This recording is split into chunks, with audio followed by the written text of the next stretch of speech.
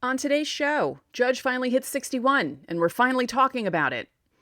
61 is not the record. We're going to talk about that too. Plus, the Yankees are playing the Orioles this weekend, which means Judge's chances for hitting 62 are pretty good because he likes hitting against the Orioles. All that and more next on Locked On Yankees.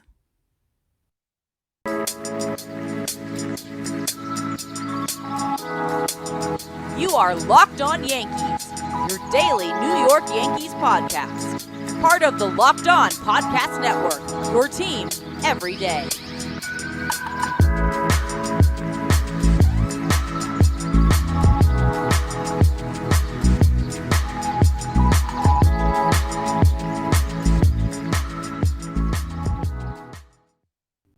Happy Friday, Yankees fans. It is Friday, September 30th, otherwise known as Garrett Cole Bobblehead Night at Yankee Stadium. Welcome to Locked On Yankees, which is part of the Locked On Podcast Network, your team every day. I'm your host, Stacey Gotsoulias. I'd like to thank you for making Locked On Yankees your first listen every day. We're free and available on all platforms, including Apple, Odyssey, Spotify, and Stitcher. You can watch and subscribe to us on YouTube. We passed 1,400 subscribers last week. Next stop is 1,500. Also hit the thumbs up button to like our videos and the bell so you're notified as soon as our videos go live. Today's episode is brought to you by BetOnline. BetOnline has you covered this season with more props, odds, and lines than ever before. BetOnline, where the game starts. We're finally talking about 61. We didn't get to do that yesterday. Sorry, internet issues, but they're getting fixed this weekend. Hopefully. So let's discuss 61. It finally happened Wednesday night in Toronto in a game that the Yankees didn't need to win because they clinched the division already.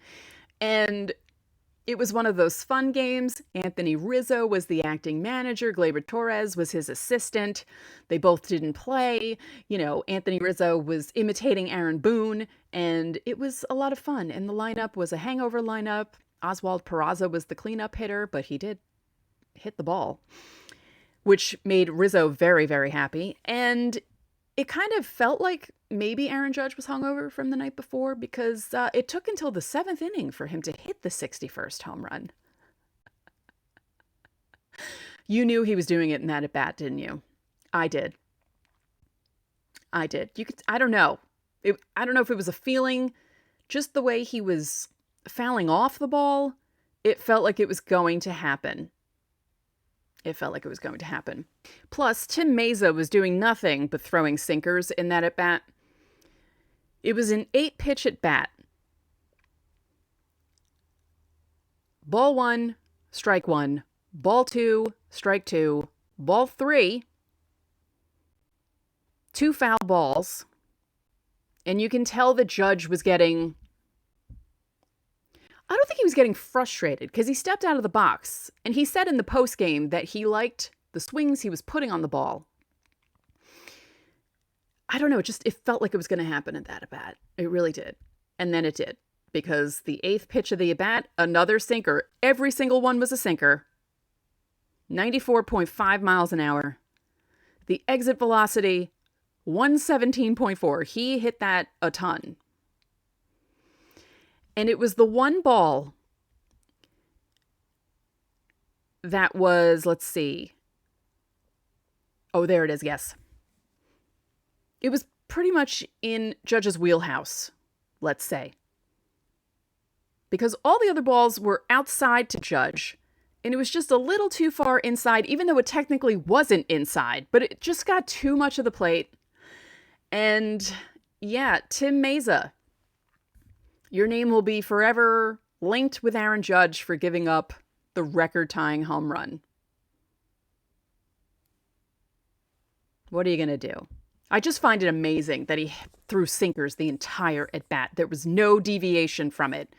93, 93.8, 93.2, 94.9, 95.4, 94.8, 95.2, and then the final one, 94.5.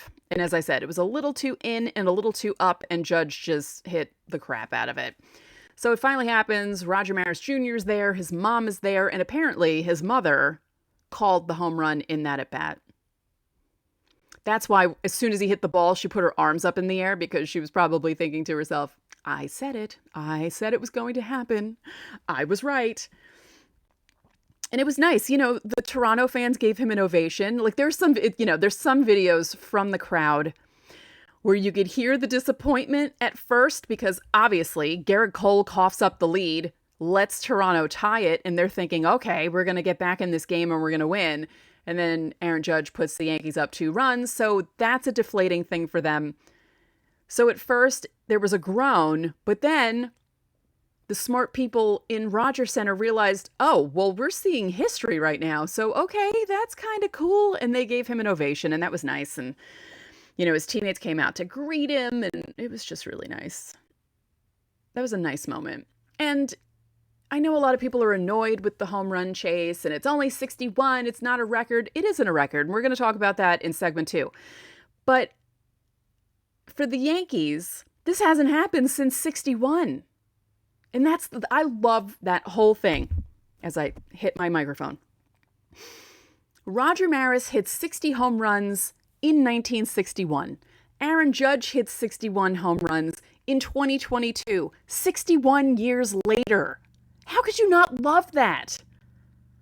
I'm a geek with numbers, and that just tickles me so much. I think it's the greatest thing. Do I want him to be stuck on 61? No.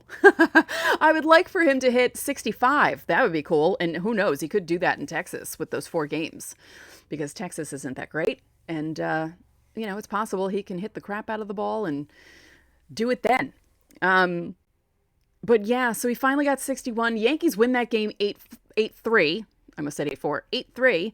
They win 2 out of 3 in Toronto when they only needed 1 to clinch the division. They kind of sent a message to Toronto in a way, basically saying, we won the division. It's us. You got to learn from us. This is how you play. Because, Toronto, there were a lot of mental mistakes in those games. I mean, honestly, the Yankees probably should have swept that series. They should have won on Monday night. Monday night is still annoying to me, the way that the Yankees lost that game. They should have won that game. It should have been a sweep. But 2 out of 3, as Meatloaf, the late Meatloaf would say, 2 out of 3 ain't bad. And especially, as I said, going into it, they only needed 1. They had the hangover lineup going into Wednesday's game, and they still won 8-3. And that's what you want to see. I said it on Wednesday's show that these remaining games are really for Judge to win the Triple Crown. He's behind Arise right now in batting average, but he's very close. For him to keep on hitting home runs, for Garrett Cole to fix himself. Wednesday was going okay until that inning when he gave up 3 runs, and that's the problem with Garrett Cole. He seems to be cruising, and then he falls apart. You can't do that in the playoffs. Your ace, your so-called ace, cannot do that in the playoffs. You just can't. So, the remaining games, Judge to keep the Triple Crown going, the pitchers to work their stuff out, the bullpen to get set. Doesn't matter if they win or lose because everything is locked up, but it would be nice to see them win. So in a moment, I'm going to talk about the real home run record because that is a debate still. Even after all of this stuff, people are still debating whether or not 73 is the real home run record. And we'll talk about that in a second. But first, BetOnline is your number one source for football betting info this season. Find all the latest player developments, team matchups, news, podcasts, and in-depth articles and analysis on every game you can find. And as always, BetOnline remains your continued source for all your sports wagering information with live betting and up-to-the-minute scores for every sport out there. It's the fastest and easiest way to check in on all your favorite games and events, including Major League Baseball, MMA, boxing, and golf. Speaking of baseball, if you wanted to bet on Aaron Judge hitting 62 tonight, you could do that. Head to betonline.net or use your mobile device to learn more. BetOnline, where the game starts. Thanks again for making Locked On Yankees your first listen every day. Subscribe now to Locked On Yankees on YouTube or wherever you get your podcasts so you get notified when each episode premieres. So because of this home run chase, even though it's not really a home run chase, there's a lot of debate happening as to what the real record is. And I kind of created a firestorm on Reddit this morning because someone in the Yankees subreddit posted that it's possible that people believe 59 is the real NL record because Stanton hit 59 a few years back. And as far as we know, he wasn't on anything. And as far as we know, Judge isn't on anything. But all those other home run records, guys were taking things. We know. But it's still the record. 73 is still the home run record. I know a lot of you don't want it to be, but that's not how this works. I don't want things to be, but they be. You know? You can't change it. You can't change it. You could be angry about it, sure. You could be angry that guys were trying to give themselves an advantage with steroids, but let's not act like the guys who set these records are the only ones who took steroids. There were plenty of other guys who took steroids. Some of the pitchers who pitched against them took steroids. We don't know for sure. That's the point. Some of these guys didn't even fail tests because they weren't really testing. So there were a ton of guys who were probably on it. You know, people can't pretend that the steroid era didn't happen. It happened. It's a part of baseball history. And I feel like baseball trying to erase it from memory and keeping the guys out of the Hall of Fame, I don't agree with it. Because, as I just said, it wasn't just those guys. You don't know who was doing it and who wasn't doing it. There's no black or white answer to this. So you need to include everyone. There were different types of eras in every stage of baseball. There were guys trying to get an advantage, a competitive advantage, since they could figure out that they could get a competitive advantage, whether it was greenies or... Not that cocaine was a competitive advantage, but, you know, Darryl Strawberry was talking about how when he was on the stuff with the Mets, how much easier it was for him to see the ball. And that's why he would hit the crap out of the ball. I don't know. I don't agree with the people who want to pretend that Barry Bonds didn't do what he was doing. Barry Bonds was a good hitter. He was a really good hitter. Yes, the steroids helped and made him a more powerful, stronger hitter and hit a lot more home runs. But there were other guys taking steroids whose home run numbers didn't increase that much because they didn't know how to hit the ball for power.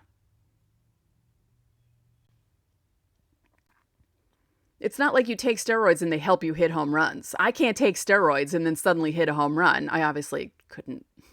I couldn't hit Major League Baseball pitching. I'm also blind in one eye, and I would bat from that side, the ball, because I wouldn't be able to see anything. No. You should see how I putt a golf ball. Yeah, I have to turn my entire head in order to putt. I'm actually not that bad at putting. I shouldn't even make fun of myself. Considering I can't see out of this eye, I do pretty well. So it's very, I don't know, it's just such a hard thing to debate. But I don't like that Roger Maris Jr. came out and was basically like, 73 isn't legitimate.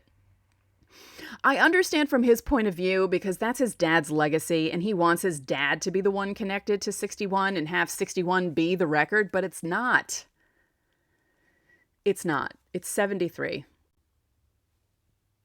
And until someone can hit 74 home runs in a season, 73 is going to be the record.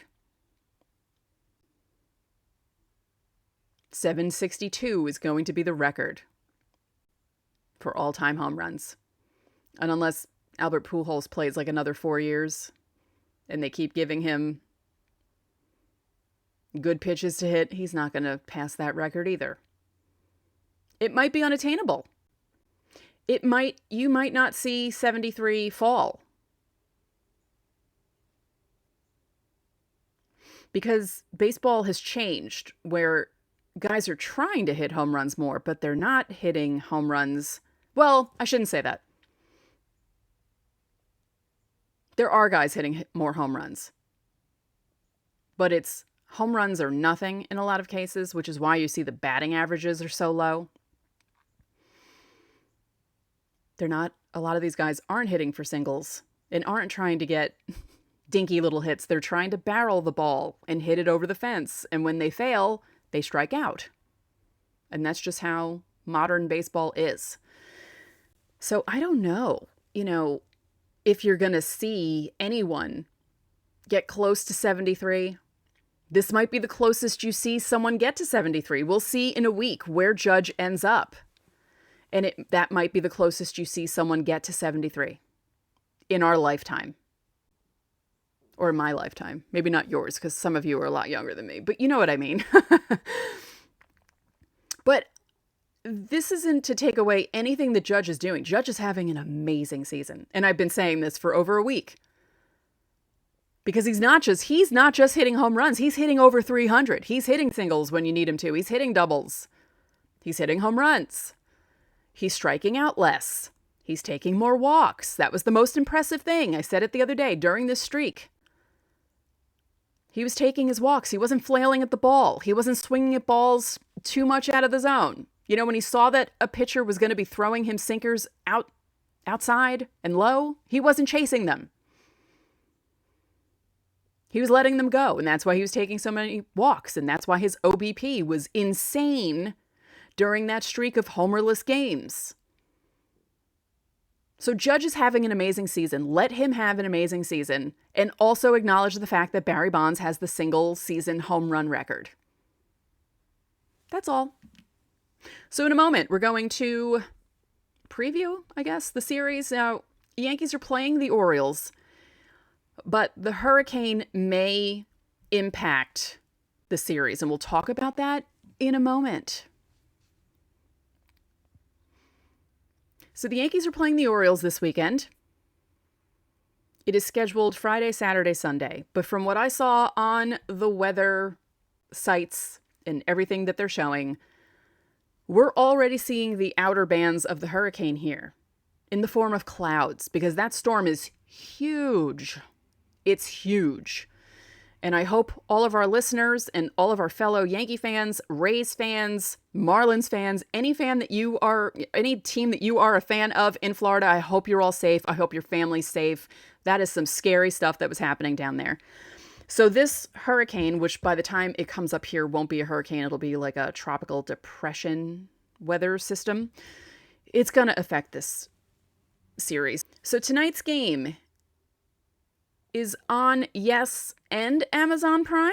Interesting. Okay. So I know why, because Judge is chasing 62. They're not going to make it so it's hard for people to watch.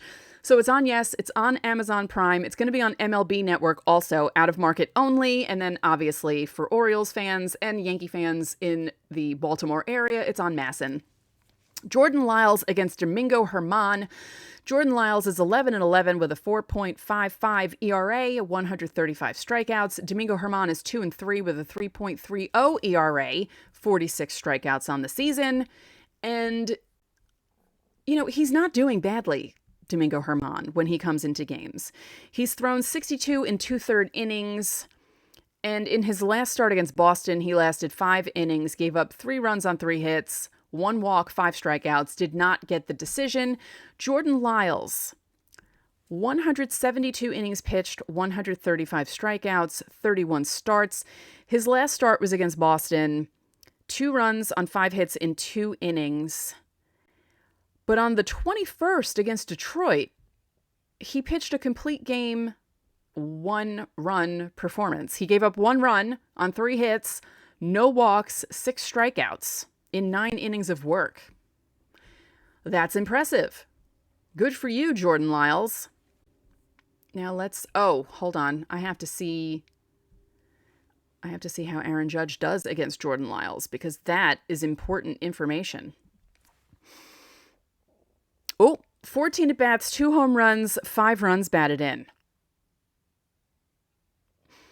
There is a chance Judge can hit 62 tonight. The other the other Yankees, plural, with home runs against Jordan Lyles, Anthony Rizzo, in 31 at-bats, has 2 home runs, 11 runs batted in. And Giancarlo Stanton, in 18 at-bats, has 1 home run with 5 runs batted in, and he's batting .389 in those 18 at-bats against Jordan Lyles. As for the Orioles against Herman, Anthony Santander is the one to look out for. In 5 at-bats, he has 2 home runs against Herman. I hope Herman doesn't pitch to him, because you can see, yeah. Don't be surprised if Santander hits a home run tonight. Now, tomorrow's game, very iffy, because the rain is supposed to start overnight tonight, go through Saturday into Sunday, so I'm assuming they're going to cancel the game. And they might even do that tonight, just as a precaution. So it's Austin Voth against Nestor Cortes. Nestor Cortes is the Yankees' ace. He is. Now, we know he doesn't have as many wins as Jameson Taillon or Garrett Cole, but he has a 2.56 ERA in 27 starts, 151 strikeouts in 151 innings. His last start against Boston, 6 innings, 1 hit, no runs, 2 walks, 5 strikeouts. And yeah, I trust Nestor Cortes more than I trust Garrett Cole at this point, and I would actually prefer Nestor Cortes start in Game 1 of the division series. We'll see how the matchup goes, because obviously the Yankees aren't going to know until the wild card series are set and who's playing who they're going to be possibly against, and then once the series ends, because the first game that the Yankees play in the playoffs, October 11th. I understand that Garrett Cole is making the ace money. He is the ace of the Yankees. And if you're not watching on YouTube, I did air quotes, but Nestor Cortes is the ace this season. No offense to Garrett Cole. Austin Voth, born on Derek Jeter's 18th birthday, June 26, 1992. 5-3 with a 4.19 ERA, 96 and 2/3 innings, has 87 strikeouts. His last start against Houston, 5 innings, only 1 run, no walks, 4 hits, and he struck out 6. That's pretty impressive against Houston. It's not easy to do, because Houston's a good team, as we all know. And it's kind of funny. The Orioles gave them problems in their series last weekend. And then Sunday's matchup, again, don't know if Sunday's first, it might be a doubleheader, and they may just push everyone back. We'll see how the scheduling goes. But it's Kyle Bradish for the Orioles, who's 4-7 with a 5.11 ERA, 106 strikeouts, against Luis Severino, who's 6-3 with a 3.41 ERA, 105 strikeouts. Now, the interesting thing about this, Kyle Bradish has 106 strikeouts in 112 and 2/3 innings. Luis Severino has 105 strikeouts in 95 innings. Now, Kyle Bradish, this is impressive. And I told you, Houston had an issue with the Orioles last week. Kyle Bradish, through 8 and 2/3 innings against Houston, did not give up a run, only gave up 2 hits, didn't walk anyone, and struck out 10. On the flip side, his last start against Boston on the 27th, 2 1/3 innings, 7 runs on 4 hits, 4 walks, 3 strikeouts. So which Kyle Bradish is going to show up this weekend if the Yankees and Orioles can get that game going on Sunday? Isn't that kind of crazy that he had no trouble against Houston, but had a lot of trouble against Boston? Now, it could be the familiarity thing because, Boston and the Orioles and the Yankees and the Blue Jays, they all play each other so much. And they don't play Houston that much, and maybe that's it, but that's really impressive. That's really, really impressive.